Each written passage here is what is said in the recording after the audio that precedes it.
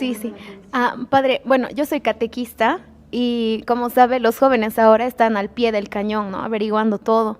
Entonces, justamente hace una semana, cuando estábamos explicando esto del Dios creador y el Dios Padre, uno de mis jóvenes levantó la mano y me dice, Caro, quisiera que me digas por qué es que en la iglesia se dice que el lenguaje de la creación de Adán y Eva no ha sido real, se utiliza como un lenguaje imaginario y que no es ficticio, o sea, en el catecismo dice que se ha utilizado como algo ficticio, no figurativo, es algo. Entonces yo la verdad no he podido responderle, tampoco quería darle de mi opinión personal, le dije, mira, yo voy a investigar.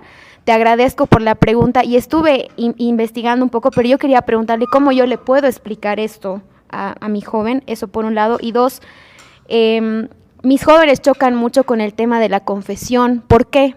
Porque tienen muy malas experiencias con los sacerdotes. Esto es un tema que realmente no es primera vez que lo escucho, pero ¿qué sucede? Yo entiendo que cuando tú te vas a confesar, la confesión lo que hace es que tú te reconcilias con el Señor, ¿verdad? Y tienes que entender y aislar el pensamiento de que estás yéndote a confesar con un sacerdote. Pero he tenido varios jóvenes que han tenido una experiencia de que se han preparado muy bien, van y el sacerdote, uno, les dice que está bien lo que han hecho, dos, o les dice, apúrate, no tengo tiempo, rápido dime. O simplemente les dicen, ya, te absuelvo, listo, no has hecho nada. Entonces ellos me dicen, ¿cómo yo voy a querer acercarme al sacramento de la reconciliación si he tenido una mala experiencia con un sacerdote? Y no solamente es uno, son varios que ahorita manejan esa mentalidad. Entonces tenía esas dos cuestionantes. Y además te dicen también que no es pecado. O sea, les dicen que no es pecado. Bueno, la primera, pues, lo que decíamos hace rato, en la iglesia existe, en la Biblia, la historia de la salvación, que no es una historia universal. Entonces, cuando buscamos la historia, a ver, ¿dónde nació Adán? A ver, ¿dónde fue que vivió Adán? ¿Dónde fue que vivió Eva? ¿Dónde fue? Nos vamos a estrellar porque no es la historia universal, es la historia de la salvación. Y la historia de la salvación significa cómo se narra una historia, cómo Dios va llevando al ser humano y lo va guiando al punto de mostrarle que venimos de Él y que de Él dependemos, y cómo si nos apartamos de Él, qué nos pasa, y si vamos con Él, qué nos pasa. Todo es la historia de un pueblo, que pasa a ser la historia de todos los pueblos y la historia de cada uno de nosotros particularmente. Entonces, si lo vemos como historia de la salvación, entonces podemos sacar de allí la enseñanza teológica que hay detrás de Adán y detrás de Eva, ¿sí? Sin ningún problema, si existió allí o si existió allá, o si no existió, o si existió, sino la historia de la salvación. Cómo Dios me va a salvar a mí y cómo va a salvar a su pueblo a través de esta historia sagrada que se narra allí. Y en cuanto a la confesión, me ha metido una cachetada a pata de oreja, digo, allá en Venezuela. Si el protestantismo ha tocado a los laicos, el protestantismo ha tocado a los sacerdotes. Son ideas protestantes. Pero es que los sacerdotes no vienen de otro planeta, vienen de este planeta. Y la mayoría de sacerdotes también tienen familiares protestantes, amigos protestantes, que los atacan también y que les dicen, y que si no hay quien les oriente también y les vaya lo que se llama es la formación continua, permanente. Entonces, hay momentos donde dice, pues, estos dicen esto, pues vamos a creer también lo mismo, o vamos a repetir como loro. Y saben que si el diablo ataca a los laicos, 1000 veces más ataca a los sacerdotes. Y no solamente en que si en tomar, que si agarrar el mundo, lo que sea, no, sino en la doctrina. Porque si algo hay que cuidar es la doctrina. Y si algo el diablo está atacando para sacar a Cristo del camino, es la doctrina. Entonces, ¿a dónde va a atacar? A los sacerdotes. Y hay sacerdotes que no creen en la confesión.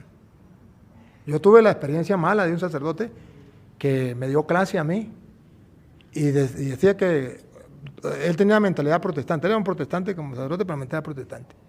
Y decía que no, que eso no estaba en la Biblia, que eso no existía en la Biblia. Yo me sabía la cita. Y el que dijera eso, el que dijera que eso existía en la Biblia o que era mandado por Cristo, que está, lo raspaba. Tenía que decir lo que él decía. Y los muchachos me decían, ¿qué va a hacer Toro? ¿qué va a decir? Bueno, yo lo que diga la palabra de Dios, yo no le creo mortal. Y en el examen yo coloqué, en el sacramento de la confesión, según mi profesor, que es un mortal y que se va a morir como yo, se lo van a tragar los gusanos, eso no existe y eso es invento de los hombres. Pero según la palabra de Dios, que no puede fallar porque es el mismo Dios, en el capítulo tal, el versículo tal, dice esto. Y eso es lo que yo creo. Y así le fui respondiendo a cada. El hombre se moría de rabia, pero no me pudo raspar porque yo puse lo que él quería que yo dijera. Solamente que le acordaba que él era un mortal y que yo no le iba a creer lo que él dijera. Pero eso nos falta a nosotros. Ahora, hay un problema en la mentalidad sacerdotal ahorita por el ambiente que contagia no solamente a los laicos, sino también a los sacerdotes. Y hay sacerdotes que en la mentalidad protestante, pues me confieso directamente con Dios, eso no hay ningún problema. O también la mentalidad mundana, pues el relativismo, eso no hay que darle importancia, no hay que exagerar tampoco, eso es ni pecado, eso ni pecado es. Entonces, eso es un relativismo que está haciendo sufrir a los miembros de la iglesia. Y ahí es donde está la importancia del catequista. ¿Sabe por qué? Porque el cura no le va a dar catequesis a los niños. Usted sí. ¿Quién es la maestra? Usted. El cura, si acaso una vez que el niño vaya a misa y diga algo, el niño lo escuchó, pero usted todo el tiempo lo tiene en la catequesis, entonces usted lo va formando. Entonces, ahí es donde dice el Papa San Juan Pablo II, que era el momento de los laicos. Llega el momento de los laicos. Porque resulta que a un laico yo le puedo aconsejar y le puedo decir esto es así, y se deja corregir y busca. Pero a un sacerdote, ¿quién lo corrige? Loro viejo no aprende a hablar. Pero no me refiero a todos, sí. Me refiero a algunos, y que es la mentalidad de ahora. Yo ya soy cura, yo ya me las sé todas, entonces es un gran problema. Y luego el otro problema es el no ser fiel a la doctrina de la iglesia. Como si no se enseña en el seminario a ser fiel a la doctrina de la iglesia, entonces el sacerdote puede desviarse. ¿Y por qué no se enseña a ser fiel a la doctrina de la iglesia? Porque se ha perdido no la doctrina, sino se ha perdido el fundamento de la doctrina, que resulta que los dos papas que han pasado, los dos últimos papas que han pasado, han llamado a volver a las fuentes, a la teología volver a la fuente. Y le dice a los teólogos, ya basta de teología sin Biblia, necesitamos que la teología vuelva a la Biblia como base.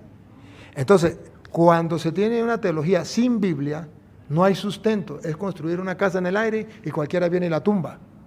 Pero si hay fundamento bíblico, entonces la teología tiene un sustento, la doctrina tiene un sentido, tiene un gusto, un placer espiritual, y usted puede ir comprobando que lo que el Señor ha dejado es verídico y puede enseñarlo a los demás, se enamora de eso. Tristemente, eso se ha abandonado mucho en los seminarios. Y precisamente porque estoy convencido de eso y he trabajado en muchos seminarios, he ido a muchos seminarios, he compartido a nivel mundial, me doy cuenta que eso es un defecto. Y se lo he dicho, no sé si usted ha visto los retiros con los sacerdotes, con los seminaristas, a lo mejor me insultan, me digan lo que sea, pero la verdad sí, pácata. Y la oportunidad que he tenido también de decírselo a los obispos, no por maldad, sino para ver si un día reacciona y se da cuenta cuál es el defecto, porque sabemos la enfermedad, pero no sabemos de dónde viene. Es la ausencia de la palabra de Dios. Para que el muchacho crezca con una convicción plena de que eso no es palabra de hombre, que eso es palabra de Dios. Por ejemplo, a mí puede venir cualquiera, venga el teólogo que sea y decirme toda la mentira que quiera. Yo me le río en la cara. Si no está en la Biblia y si no es la doctrina de la iglesia, diga lo que quiera y me le río. Pero es que es teólogo, es que a mí qué me importa, pregúnteme si me importa. No, porque la doctrina de la iglesia es única y es siempre constante y no se puede cambiar. Y está sustentada en la Biblia, solamente que al no saber en qué parte lo dice, entonces como que agarra debilidad. Y usted por eso se da cuenta que yo insisto en capítulo y versículo para dar un sustento. Y el que venga me puede maldecir, me puede insultar, pero no me puede refutar porque tengo un sustento. Y así lo he hecho en varias partes. Yo tuve un encuentro en Roma con algunos sacerdotes, teología y hablaban de tal cosa. Me tuve que parar con la Biblia. No, la Biblia dice esto, usted me perdona, pero la Biblia dice esto habíamos representantes de 80 países del mundo. Y tuve que enfrentarle y decir, mira, esto dice la palabra del Señor. Mi respeto hacia usted, pero a usted no le creo, porque esa no es la doctrina de la iglesia ni está sustentada en la Biblia. La Biblia dice esto. Entonces necesitamos eso. Y cuando nosotros callamos por miedo, para no tener problemas, pues como yo no tengo miedo a perder nada, ni nada, yo simplemente ni no busco agradar a nadie. Yo cuando doy la enseñanza, yo no busco agradar a nadie, solamente a Dios, antes que a los hombres. Y eso me ha llevado, pues, me ha dado mucha libertad y no tengo nada que perder. Y el día en que me diga, usted se calla, me callo. Y el día en que ustedes me digan, usted mándeme por donde quiera. Pero ya hice lo que tenía que hacer y ya, listo, ¿no? Pero es necesario que lo hagamos. Sí es un problema que tenemos, pero entonces usted tiene que orientarle a los niños. Y ahí es donde tiene que la función del maestro, decirle, te vas a encontrar con esto y te vas a encontrar con esto. Te vas a encontrar sacerdotes que no creen en la confesión y sacerdotes que sí creen en la confesión. Sacerdotes que te escuchan y sacerdotes que no te escuchan. Sacerdotes que te dan la solución para salir rápido y sacerdotes que hacen la oración de liberación para poder liberar del pecado. Pero hay que decirle al joven para que no lo sorprenda, sino que cuando él encontró un sacerdote de esa clase, diga, mi maestra ya me dijo que de esta clase existía, pues voy a buscar otro que no sea de esta clase. ¿Ve? ¿Qué podemos decirle al sacerdote si nosotros como catequistas estamos enseñando, por ejemplo, lo que es pecado, el no ir a misa y fiestas de guardar, como nos manda la iglesia? Y también que una persona divorciada, de lo que estábamos hablando, no puede comulgar si ya está viviendo con otra persona. Y también explicarle a la persona esa que está divorciada del Señor, porque hay una encíclica de nuestro Santo Padre Juan Pablo II, los divorciados vueltos a casar, ¿cierto? Si están vueltos a casar, entonces tienen que vivir con un amor ágape o cumplir la castidad. ¿Y qué podemos contestarles? No podríamos faltarle al respeto al sacerdote, porque él delante de la persona con la que estamos hablando, pensando de que nos va a apoyar, él viene y nos dice, no, esos son escrúpulos. Cierto. ¿Cómo vas a venir a decir tú eso? Y tú eres catequista, pero hay que ser más condescendiente. Entonces, ¿qué podemos decir? Mire, faltar el respeto, nosotros a veces confundimos faltar el respeto a decir la verdad o a evangelizar. No tenemos que aclarar las cosas. Faltar el respeto es que yo trate mal al sacerdote, lo insulte, le miente a la madre, lo mande para el infierno, quién sabe para dónde. Yo puedo escuchar al sacerdote, si hace la pregunta, el sacerdote dice, y yo con respeto, padre, con el respeto que usted merece, pero la doctrina de la iglesia no es esa, la enseñanza de Cristo no es esa. Se le respeta, pero no estoy de acuerdo. Puso la pauta, aclaró, el niño se dio cuenta o la persona se dio cuenta que usted no le faltó el respeto. El que está faltando el respeto en todo caso es el sacerdote queriéndole destruir la fe. Pero entonces usted simplemente marca la pauta. La iglesia enseña esto y tiene que saber que es la enseñanza de la iglesia. Enseña esto, usted no lo quiere enseñar, bueno, cada quien hace, pero usted dijo, ¿dónde está el problema? En callar. En callar está el problema. Y si usted lo dice de buena manera, usted nunca le ha faltado el respeto. Y eso que usted le dice de buena manera, cuando el sacerdote acueste a dormir, por mucha conciencia sucia que tenga, eso comienza a darle. Y si usted ora por él, eso comienza a transformarle. Y usted puede evangelizar a un sacerdote. Porque los sacerdotes también necesitamos ser evangelizados. Y que nos recuerden la palabra del Señor y que nos ayuden con la oración. Entonces necesitamos eso, que precisamente esto es lo que los laicos hoy tienen que enfrentarse. Antes, la mayoría de sacerdotes se preocupaban por ser leales a Dios, a la iglesia, a la doctrina y enseñar cabalmente las cosas y mantener la conciencia recta. Hoy día hay sacerdotes que eso no le importa. Hay sacerdotes que están mirando a ver cómo congraciar a la gente, cómo no tener problemas con nadie, cómo agradarle al mundo. Y Dios ese rico en misericordia tendrá que tener misericordia de mí. Entonces, hay problema. Entonces el laico tiene que enfrentarse en esa situación. Antes no había problema porque usted iba confiadamente al sacerdote. Ahorita usted ya no puede ir confiadamente al sacerdote. Usted va confiadamente y cuando el sacerdote le diga algo en contra de los mandatos de Dios, en contra de lo que tiene la iglesia, usted ya tiene que no odiarlo, ni insultarlo, ni mucho menos, pero ya decir, ya veo que este sacerdote es del otro bando.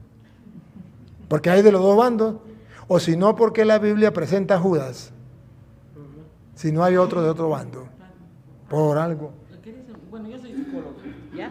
He trabajado mucho con sacerdotes, también he hecho diagnósticos de personalidad a sacerdotes que me han invitado para que haga los informes, ¿no? Pero aparte, digamos, de la formación espiritual, bíblico, todo lo que usted dice que es lo correcto, hay cosas que dentro de los seminaristas que están a punto de ser sacerdotes no han elaborado ciertos conflictos, igual que los catequistas tal vez, hay conflictos personales que no los elaboran. Entonces eso van proyectando hacia la gente. Entonces yo pienso para servir a Dios hay que ser realmente espiritualmente bien formados, bíblicamente bien formados, para tener ese cambio también, ¿no? Por ejemplo, a mí me tocaba un sacerdote que estaba a punto de ser sacerdote. Yo hice un diagnóstico de personalidad donde él proyectaba cierta agresividad y cosas así que eran malo para un sacerdote, ¿no? Pero sin embargo, bueno, llegó uno de los monseñores y me dice, Consuelo, muéstrame el informe, y él trajo un informe de 5 años antes de que ingrese al seminario, presentaba las mismas características. Él, dentro de esa formación seminarista, no había cambiado nada. Yo pienso que ahí también, no sé, ahí está la falla, aparte, digamos, ¿no? Sí, porque somos humanos y a nosotros, sacerdotes también, el medio ambiente nos absorbe y somos hijos de la cultura y lo que sea, y tenemos que luchar contra eso. Y precisamente ahí es donde está la importancia de cultivar la vida espiritual, oracional y bíblica, para alimentarnos de lo que dice Jesús, no solo de pan vive el hombre, sino de toda palabra que sale de la boca de Dios.